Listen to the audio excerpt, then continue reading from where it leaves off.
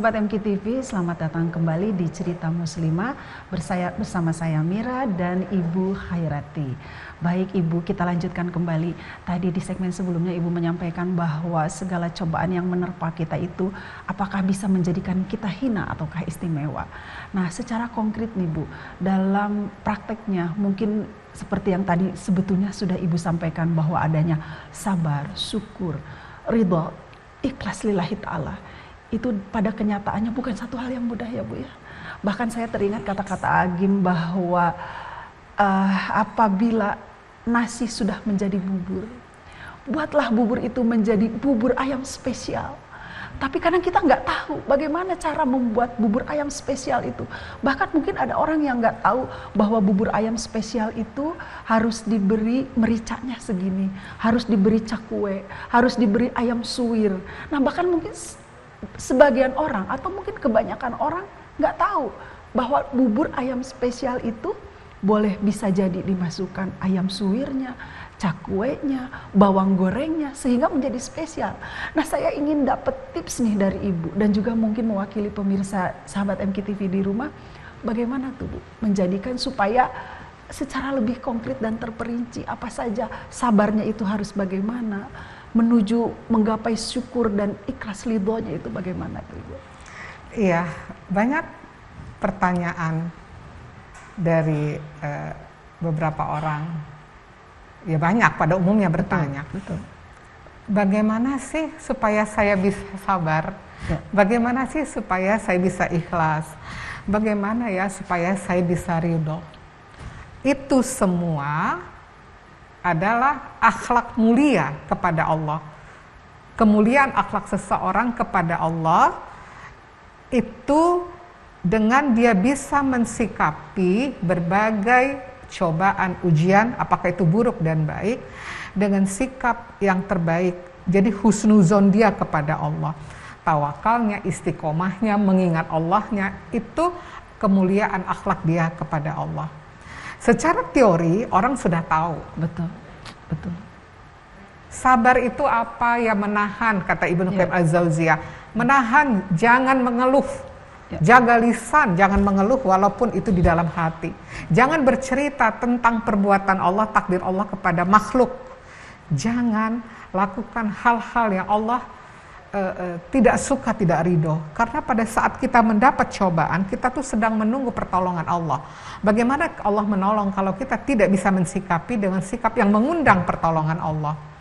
Jadi secara teori tahu, ikhlas. Gimana supaya saya ikhlas, supaya ridho, husnuzon kepada Allah. Itu kan mudah sekali diucapkan. Tetapi dalam prakteknya ada satu yang namanya kita harus mengendalikan nafsu, yang namanya nafsu mengajak kepada maksiat sehalus apapun, nafsu amarah bisu. Berarti yang kita harus kuatkan adalah nafsu mutmainnah yang mengajak kepada ketaatan. Orang yang punya nafsu mutmainnah, dia bisa kendalikan hatinya, itu adalah buah dari mujahadahnya, buah dari dia bisa melawan nafsunya. Nah, tipsnya seperti apa? Jadi gini, sebetulnya ini suatu rangkaian proses Teh Mira, tidak didapatkan instan. Ujuk-ujuk saya sabar, ujuk-ujuk saya ridho. Kadang tidak seperti itu. Ada suatu proses. Sebetulnya itulah yang diajarkan oleh Imam Al-Ghazali tentang mensucikan jiwa. Yang di situ dijelaskan bagaimana kita mensucikan hati kita, mengisinya dengan Allah. Kalau sudah Allah yang ada di sini, karena goal dari suatu cobaan, ujian, goalnya adalah bagaimana dia hatinya full hanya Allah. Itu sebetulnya goalnya. Bagaimana apapun yang terjadi yang kita hadapi, goalnya adalah hati kita hanya ada Dia. Itu maunya Allah. Sehingga bagaimana supaya hati ini terisi Allah, dia harus keluarkan selain Allahnya. Nah, keluarkan selain Allahnya, isi hatinya dengan Allah. Oleh Allah. Apa itu yang dikeluarkan? Selain Allah itu apa? Dosa. Yang kedua apa? Maksiat. Dunia. Kecintaan kepada dunia yang berlebihan dan dosa kepada Allah, kepada manusia, besar kecil lahir batin yang kadang kita anggap bukan dosa. Dunia itu yang kelihatan ya anak, suami, pasangan, harta. yang tidak kelihatan pujian, penghormatan, popularitas. Kalau itu sudah penuh di hati, Allahnya lepas. Sehingga begitu dicoba, dia akan kehilangan pegangan. Konsentrasi dia pasti akan ke dunia, bukan ke Allah. Jadi langkah konkretnya apa yang pertama? Kalau kita mendapat cobaan dalam hidup ini, jangan sampai lepas Allahnya. Jangan sampai lepas Allahnya. Siapa yang paling berat ujiannya?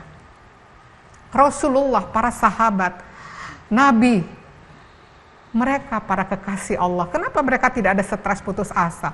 Karena mereka pegangannya Allah.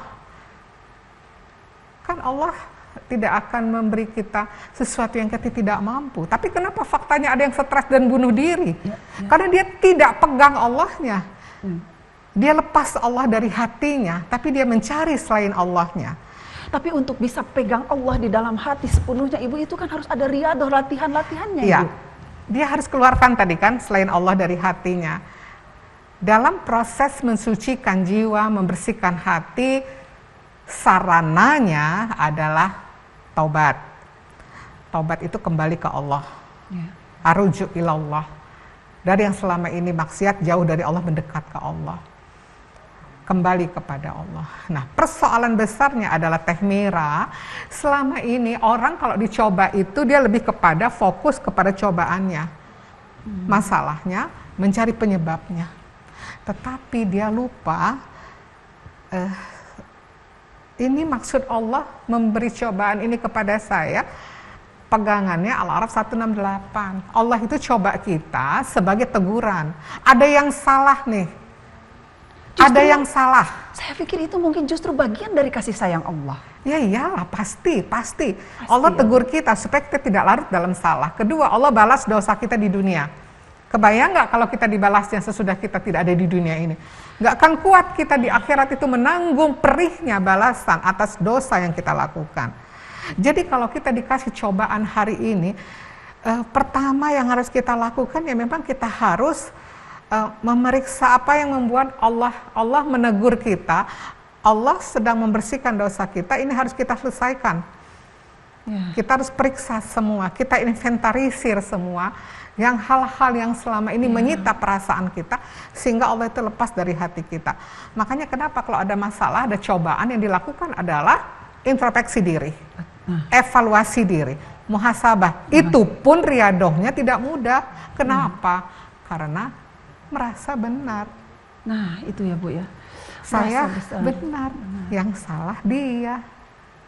Saya tuh kurang apa dong, gitu ya. Jadi akhirnya dia tidak mendapat kemuliaan dari cobaan itu. Justru dia mendapat kehinaan karena kesombongannya, dia merasa saya benar. Orang-orang yang sudah seperti ini kadang nasihat juga nggak tembus gitu. Nah, bagaimana kita mau lulus, bagaimana kita mau bisa menjadi istimewa gitu. Nah, jadi yang pertama konkretnya Teh Mira adalah introspeksi diri, evaluasi diri.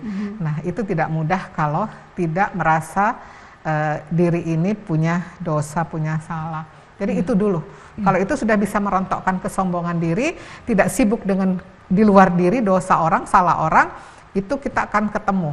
Nah, setelah itu baru kita berusaha untuk minta ampun kepada Allah. Oh ya Allah, saya dicoba dengan ini karena dosa saya ya Allah.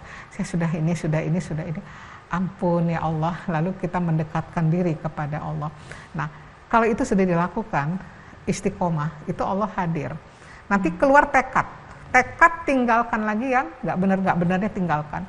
Lalu berjuang untuk saya mau taat kepada Allah. Itu kekuatan tekad di sana. Tekadnya saya ingin selamat pulang kepada Allah. Nah, itu sudah sampai itu di sana. Nah, nanti otomatis ya, itu dia akan lebih sabar, dia akan lebih ridho, dia akan lebih ini yang terbaik dari Allah.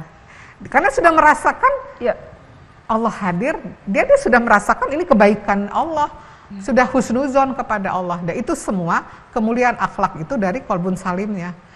Qalbun salim itu ada Allahnya. Nah, ada Allahnya karena keluar selain Allahnya. Keluar selain Allahnya itu karena dia berjuang untuk membersihkannya. Baik, Ibu. Nanti kita bahas lagi ya. Aduh, Masya Allah. Seru banget, Ibu. Supaya lebih konkret, dan dipahami oleh sahabat MKTV juga, karena ternyata itu bukan rangkaian yang mudah ya Bu ya untuk mencapai ke situ. Proses riadah dan mujahadahnya. Baik, nanti kita lanjutkan lagi ya Bu ya. Baik sahabat MKTV, kita akan lanjutkan lagi perbincangan kita di segmen berikutnya. Jangan kemana-mana, saksikan dulu pariwara dari relasi kita berikut ini. Tetap di Cerita Muslimah.